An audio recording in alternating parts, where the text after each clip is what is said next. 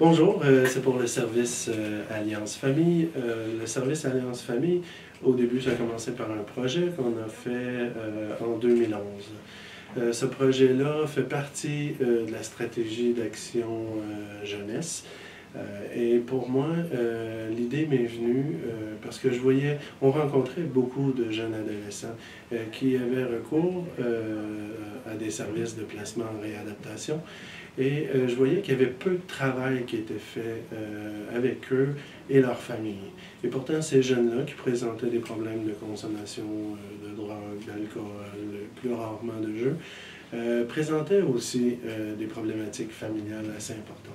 Et comme j'ai cette conception que la dépendance, pour moi, ce n'est pas juste une dynamique individuelle, mais ça touche toute la famille, de près ou de loin, mais il m'est arrivé très souvent de traiter des familles où on avait un jeune garçon qui était dépendant du cannabis, par exemple. On avait une jeune sœur qui était dépendante de la nourriture, un père qui travaillait beaucoup, ce qui est dans notre société bien vu, mais quand même, chacun présentait une forme de dépendance. Et que j'avais aussi cette conception, que j'ai toujours, que la dépendance, c'est aussi une maladie du contrôle dans les familles. Donc, ils sont toujours entre des prises de contrôle, des fois des prises de pouvoir, ou des pertes de contrôle. Et que ça affectait nécessairement plus qu'un membre de la famille. Donc, on a développé ici à Laval, au CRD, une approche qui vise justement à aider ces jeunes adolescents, ou des fois c'est des enfants et leurs familles, à mettre fin aux situations de compromission qui tournent essentiellement autour de la négligence, de la maltraitance et souvent liées à un style de vie. Depuis plusieurs années, je travaille à essayer de faire en sorte que les gens aient une conception différente de la dépendance aux psychotropes, c'est-à-dire que c'est trop souvent vu comme étant un trouble du comportement. Ça fait partie des alinéas au niveau de la protection de la jeunesse. Alors que pour moi, j'ai vu dans beaucoup de situations que ce n'était pas un trouble de comportement, mais que c'était plutôt une solution que ces jeunes ou ces parents trouvaient à une souffrance. Hein? Une souffrance psychologique, une souffrance morale, relationnelle, et que la consommation était une tentative, une forme d'auto-médication pour tenter d'aller mieux. Donc, à partir de cette idée, je me suis dit que ça serait intéressant et important que ces jeunes-là puissent avoir accès à des services de thérapie familiale pour les aider à mettre fin à la situation de compromission, puis éventuellement à l'épisode de placement en réadaptation. Donc, je me suis adressé à mes patrons. Il y avait quand même un certain momentum où là, on avait déjà développé une collaboration ici à Laval entre le Centre de réadaptation en dépendance et la Direction de la protection de la jeunesse, des services de réadaptation. Donc, il y avait déjà un début de travail de collaboration. Donc, sur ce momentum-là, on s'est dit, allons dans quelque chose de plus spécialisé pour pouvoir offrir une intervention, plus de pointe à ces familles et ces adolescents-là pour qu'ils arrivent à atteindre un meilleur équilibre familial et un mieux-être. Donc, essentiellement, les clientèles qui ont recours au service d'Alliance Famille sont des gens qui reçoivent des services de réadaptation. Dans un premier temps, ils ont eu un signalement. Ce signalement-là a été retenu. Donc, les motifs de compromission étaient présents. Donc là, ils reçoivent des services de réadaptation de différentes intensités. Donc, on a des adolescents qui sont en centre fermé. Il y en a d'autres en plus en centre ouvert. Il y en a qui font partie des foyers de groupe ou des familles d'accueil. Et ces familles, avec ces adolescents, présentent habituellement, c'est soit l'adolescent qui a un problème de consommation, ou parfois ce sont les parents. Donc, là je dis les adolescents, mais aussi on reçoit des parents qui ont perdu la garde de jeunes enfants, sinon de poupons, à certains moments, parce qu'ils ont un problème de consommation. Des fois, il y a eu une détection de substances à la naissance, et ainsi de suite. Donc, on est dans ce spectre-là de la parentalité, donc du jeune enfant en bas âge jusqu'à l'adolescence plus tardive. Voilà. On a bâti une équipe ici à Laval. Dans le fond, il y a 4 agents de relations humaines qui sont dédiés, je vous dirais, quasi à mi-temps au service Alliance Famille et va se greffer d'une année à l'autre des stagiaires qu'on reçoit de l'Université de Paris et qui déjà possèdent une bonne formation et qui sont en mesure de se greffer à l'équipe pour venir bonifier, dans le fond, cette offre de service.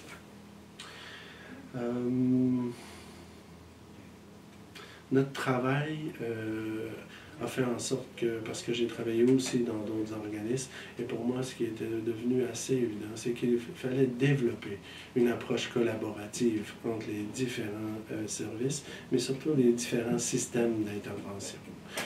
Quand il n'y a pas de collaboration, par exemple, entre le CRD Laval et la protection de la jeunesse ou les milieux de la pédopsychiatrie, ce que ça permet aux clients, d'une part, c'est d'assurer une forme de clivage en disant ben, il y a des bons intervenants, il y en a des moins bons. Mais surtout, c'est qu'on ne leur offrait pas un service qui permettait d'adresser les différentes problématiques qui accompagnent la dépendance aux psychotropes, c'est-à-dire les troubles de comportement de léger à plus sévères, les troubles de santé mentale allant de l'anxiété à la dépression, aux psychoses, parce que de nos jours, on rencontre de plus en plus d'adolescents qui font des psychoses toxiques. Et trop souvent, quand je suis entré dans le domaine de la toxicomanie, ces clients-là tombaient constamment entre deux chaises. Ils se retrouvaient en pédopsychiatrie et on leur disait c'est un problème de consommation, on va régler ce problème de consommation et après ça, on va pouvoir te traiter. Et quand ils venaient dans les centres de dépendance, on leur disait ça me semble être un problème psychiatrique pour lequel tu devrais être médicamenté, donc va régler ça et ensuite on va pouvoir te traiter. Dans les faits, aucun adolescent, aucun parent ne peut être guéri avant d'avoir reçu un traitement adéquat et un traitement qui n'est pas un traitement de façon séquentielle, mais beaucoup plus un traitement intégré qui adresse les différentes problématiques qu'ils peuvent vivre dans leur vie. Donc, il y a aussi un travail qui est fait parce que ces clientèles qui présentent des problèmes de dépendance, avec mes collègues en Europe, on adresse cette idée qu'ils présentent des symptômes qui sont interdits. Dans le fond, on ne reprocherait pas à une dame d'être en dépression, on ne reprocherait pas à une personne qui a un trouble obsessif-compulsif de se laver les mains 200 fois par jour. Pourtant, il y a cette façon de faire où on reproche aux toxicomanes, aux alcooliques, aux joueurs compulsifs de s'adonner à ces pratiques-là. Donc, comme ils présentent ces symptômes interdits, qui est la consommation de drogue, qui est la violence, les troubles impulsifs, les troubles du comportement, la sexualité, souvent ils se voient plutôt mal accueillis. Donc pour nous, c'était d'une importance capitale que ces gens-là soient acceptés avec les symptômes qu'ils présentent, qu'ils soient en mesure de recevoir ces traitements-là et surtout de ne pas se faire renvoyer d'un service à l'autre. Cette approche de collaboration, tout le monde souhaite ça. Dans les faits, pour arriver vraiment à une collaboration inter-service ou inter-établissement, il faut y mettre du temps, il faut y mettre de l'énergie et il faut surtout arriver à partager chacun nos valeurs, nos façons de faire selon nos mandats respectifs. À partir du moment où on est dans cette connaissance, qu'on développe des habiletés, des façons de faire dans le travail commun, et je pense qu'à ce moment-là, c'est toujours les clients qui en ressortent gagnants. La collaboration, il ne s'agit pas seulement d'avoir un bon carnet d'adresses, il faut surtout faire du travail avec les clients, les accompagner vers les autres services et mettre en commun les expertises pour que leur situation puisse s'améliorer. Donc, les principaux partenaires sont la Direction de la protection de la jeunesse, les services de réadaptation et les services de pédopsychiatrie, avec qui nous avons, à travers les 4 années du projet Alliance Famille, créé, tissé des liens, des collaborations. Et là, à ce moment-ci, on a même des gens de pédopsychiatrie, des pédopsychiatres qui viennent faire des discussions de cas avec nous. On se présente sur des tables en pédopsychiatrie avec la DPJ et ainsi de suite. Et ce travail-là, à mon sens, est garant d'une qualité d'intervention. Notre approche est de type systémique familial. Donc, les débuts d'Alliance Famille, ce que ça a nécessité comme investissement, c'est-à-dire de pouvoir former les intervenants à ce type d'approche, à une compréhension, mais un savoir-faire, hein, et je dirais encore plus un savoir-être avec les clients. Parce que ces clients-là arrivent dans nos services et ils sont parfois dans un état amoché où ils sont dans des situations très précaires. Et pour moi, ils présentent tous une espèce de masque qui est la honte, la culpabilité, l'agressivité défensive. Donc pour moi, le savoir-être demeure la clé pour pouvoir accueillir ces gens-là et faire en sorte qu'on commence un processus d'apprivoisement, hein, avec eux, qui va faire en sorte que ça va les rassurer, que ça va baisser leur anxiété, mais surtout qu'on ne sera pas dans une espèce de répétition de mauvais traitements qu'ils ont déjà subis dans leur vie. Donc, ces étapes-là, avec les familles et les adolescents plus multiproblématiques ou plus difficiles, est indispensable. L'apprivoisement, c'est quand on en parle dans une approche systémique familiale. L'équivalent, quand on parle des concepts psychologiques, serait l'alliance thérapeutique. Et il faut pouvoir y accorder suffisamment de temps parce que ces gens-là ont aussi une longue histoire d'intervention qui, on pense, s'est plus ou moins bien passé puisque ça n'a pas fait en sorte qu'ils reprennent le chemin d'un développement harmonieux, satisfaisant et développent des mécanismes pour une bonne santé mentale. Dans cette approche systémique familiale, nous avons beaucoup été inspirés par le concept de compétence du docteur Guy Oslos, hein, qui, lui, nous a appris, et on a travaillé en supervision, en formation avec lui, qu'il fallait probablement miser beaucoup plus sur les compétences des gens que d'essayer de corriger leurs défauts ou de corriger ce qu'ils ne faisaient pas bien. Et dans le travail, finalement, on se rend compte que cette approche est probablement la plus valable pour l'apprivoisement de ces clientèles difficiles. Et je vous dirais, les gens sont surpris, hein, de cette approche-là, qui est sincère, qui est honnête. On ne dit jamais que tout va bien, c'est pas quelque chose de très optimiste. Non, non, on est dans des choses très sincères, mais en cherchant, en allant à la découverte de leurs compétences et de leurs forces, ça fait en sorte que ces gens-là ont le goût d'embarquer dans le projet thérapeutique et faire en sorte que, parce que tout le monde, je crois que tout le monde veut aller bien, tout le monde veut aller mieux. Si les gens avaient la possibilité d'aller bien, il n'y a personne, il n'y a pas un enfant ni un parent qui dirait « non, non, moi je veux aller mal ». Ça, donc nous, on doit aller à la recherche de ce qui est déjà là chez eux, de l'amplifier et faire en sorte qu'ils vont se sentir plus fiers d'eux. Être adolescent, on le sait, c'est pas si facile. Être parent, encore moins. Hein? Il n'y a pas de manuel et on se dit souvent entre collègues que on ne sait pas tout à fait ce qu'on serait comme parent avec des enfants qui seraient extrêmement problématiques ou en trouble d'attachement ou en trouble envahissant du développement. Donc on rentre dans les systèmes avec une humilité, puis en reconnaissant, hein, le fait que les gens y essaient très fort pour améliorer l'éducation de leurs enfants, pour tenter d'améliorer leurs relations.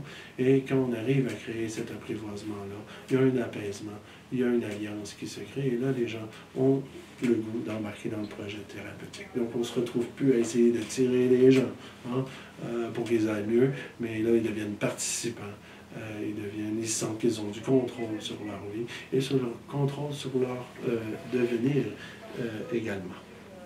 Donc l'approche des compétences est un élément clé pour nous. Un autre élément qu'on a dû aussi approfondir et bien comprendre, parce que ça faisait partie du système d'intervention, c'est le système de l'aide contrainte. Hein. Ces gens-là ne choisissent pas de prime abord de venir rencontrer un thérapeute. Donc ils subissent des contraintes par des gens qui ont une autorité sur eux, que ce soit le juge, la DPJ, la police, hein, qui les contraignent à venir chercher de l'aide. Les gens, habituellement, plus ils sont en difficulté dans nos sociétés, plus ils sont précarisés, plus ils sont en besoin d'aide, plus ils ont tendance à se tenir loin des services sociaux et des services d'aide. Parce que pour eux, souvent, il y a une méconnaissance, mais aussi il y a une grande peur. C'est-à-dire que, puisqu'il y a des gens qui ont une autorité de les contraindre, c'est-à-dire qu'ils peuvent leur enlever, leur enlever leurs enfants, leur enlever leur permis, leur enlever différents trucs que ces parents-là voudraient garder. Donc, il faut bien comprendre les mécanismes de l'aide contrainte, parce que ça met les gens dans un paradoxe. C'est-à-dire que on a toujours compris que l'intervention fonctionnait bien parce qu'il y avait une demande, parce que les gens avaient un désir de changer et d'évoluer. Je vous dirais, c'est les systèmes thérapeutiques du siècle dernier, hein, ce qu'on appelle, nous, avec mes collègues, la thérapie de fauteuil. Hein. Donc, on suppose que les gens arrivent déjà avec une demande, qu'ils ont les ressources déjà pour obtenir de l'aide, parce que ça aussi, c'est un truc, c'est obtenir de l'aide, demander de l'aide et obtenir de l'aide sans se sentir diminué ou inférieur. Il faut déjà avoir une bonne confiance en soi. Donc, ces modèles du siècle dernier, je crois qu'ils ne sont pas très efficaces pour ces familles multiproblématiques et très précarisées.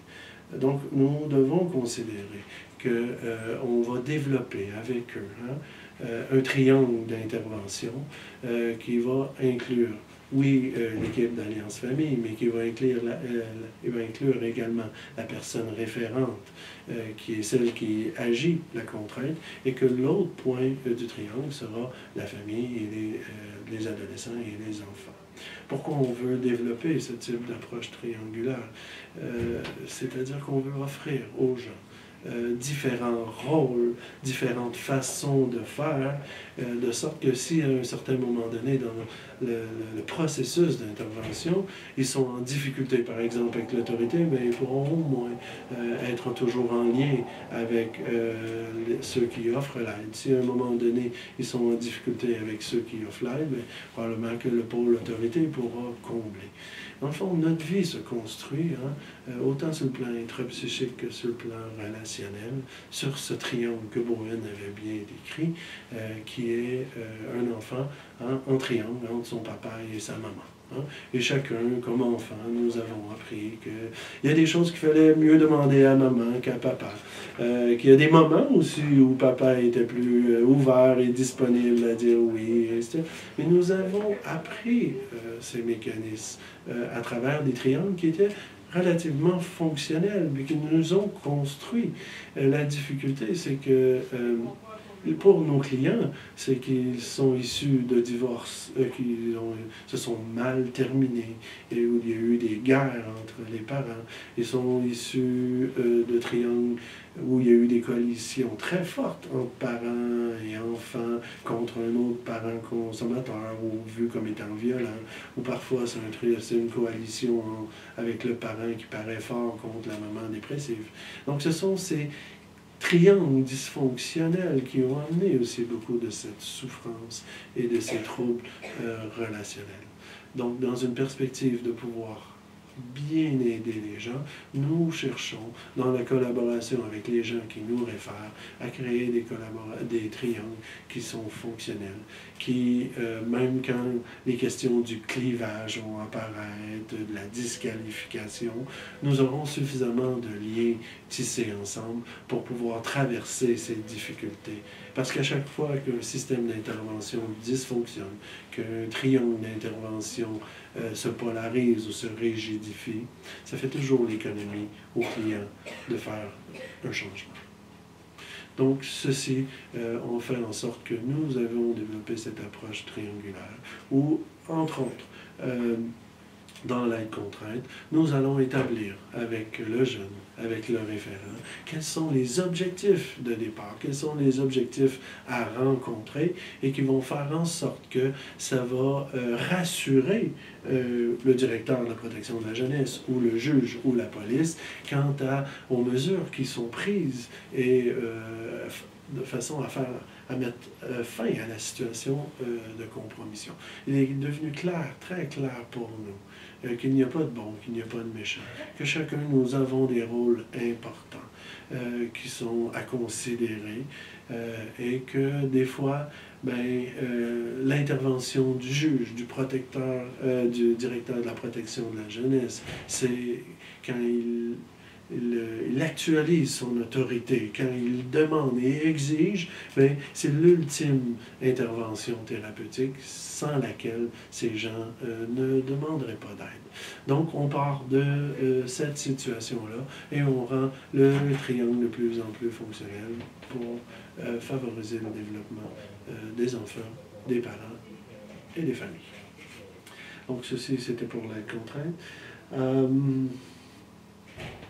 Il y a un autre truc aussi qui est assez important, et ça ressort de nos collaborations avec mes collègues belges et français, c'est-à-dire que nos clients ont beaucoup souffert des punitions, de la maltraitance, que nous sommes tous issus, ce que j'appelle la vieille école en éducation, où essentiellement on nous disait surtout les bêtises que l'on faisait, ce qu'on devait corriger, mais très, très, très peu sur nos réussites, sur nos talents, sur nos compétences.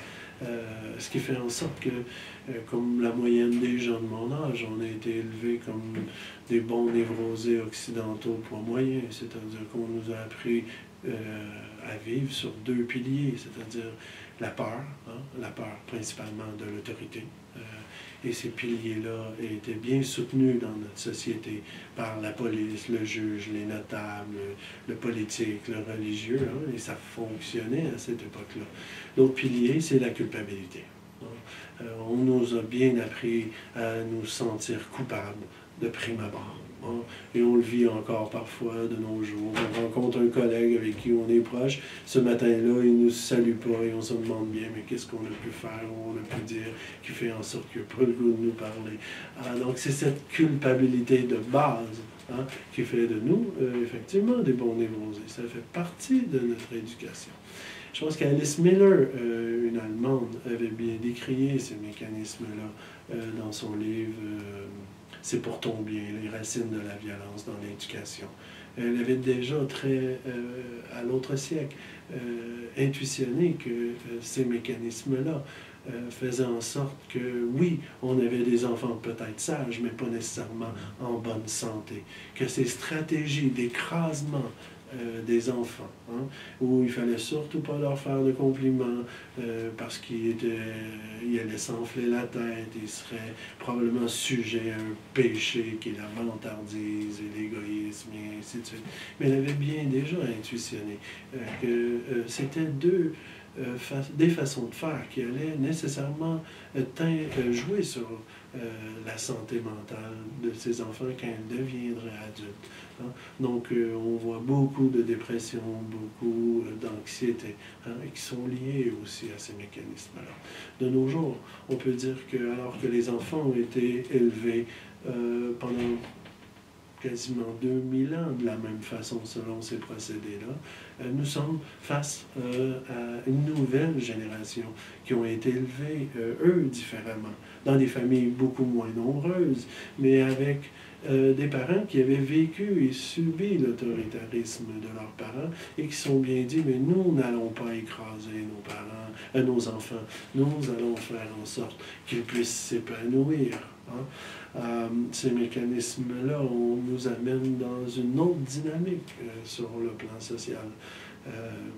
Et nous avons des nouvelles réalités sociales aussi, que les séparations de la majorité des couples, la fragilisation du lien social, l'industrialisation a amené la création de mégacités, de banlieues où les gens se connaissent peu ou sont très peu en lien.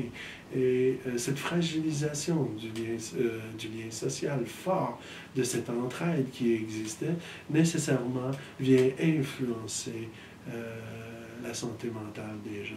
Et donc nous sommes à une époque où les gens, je pense, souffrent plus psychologiquement, émotionnellement, et qu'on se doit d'adresser ces problématiques de façon très différente. Je crois que les processus de radicalisation des extrémistes se créent dans ces banlieues où il y a peu de liens, où il y a peu de chances, où les enfants se sentent écrasés. Et ils ont le goût de croire à quelque chose. Donc on est face à ces phénomènes-là, mais aussi à une plus grande consommation de psychotropes, une plus grande consommation également de médicaments sous ordonnance. Donc ces indices-là nous amènent à penser que les nouvelles générations font partie de ce que mon collègue Jean-Paul Gaillard en France appelle les mutants sociaux, c'est-à-dire qu'ils ne répondent plus à la culpabilisation à outrance. Ils n'ont pas peur de l'autorité. Ce qu'ils respectent, c'est le respect qu'ils sentent qu'on leur accorde. Donc nous sommes dans une révolution éducative. Et donc, pour nous, l'approche non punitive se veut indispensable, parce que la punition ne peut être efficace que lorsque les piliers de l'autorité et la culpabilisation à outrance sont très efficaces. Force est de constater qu'ils ne fonctionnent plus dans notre société. Donc la punition n'aura plus beaucoup de valeur éducative. Donc, à partir de ces constats-là, on se doit de travailler avec ces familles et ces adolescents dans le développement d'un lien plus fort. Hein? Ce que mon collègue belge, Roland Koenen, appelle le lien développemental fort, c'est-à-dire avec des intervenants qui arrivent avec leur humanité, qui vont traiter avec respect, mais qui vont chercher à créer ces liens thérapeutiques forts, auront la chance de développer et des meilleures relations et d'obtenir des meilleurs résultats thérapeutiques. Vous savez, ce n'est pas parce que c'est proscrit par la loi de violer ou de tuer son voisin qu'on ne le pratique pas.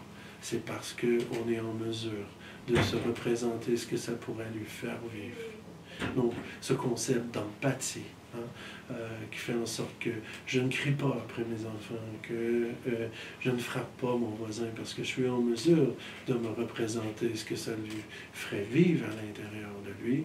Et un des vecteurs éducatifs pour moi le plus important, et c'est cette humanité, cette empathie que plusieurs intervenants pratiquent à des très hauts niveaux, parce qu'ils sont en mesure de se représenter ce que vivent les clients, mais encore plus d'ajuster leur comportement pour ne pas blesser les autres, pour ne pas les écraser, mais plutôt favoriser leur développement. Je crois que ça aura beaucoup plus de chances comme vecteur éducatif de créer un monde où cette humanité fera en sorte qu'on pourra assurer le bien vivre ensemble.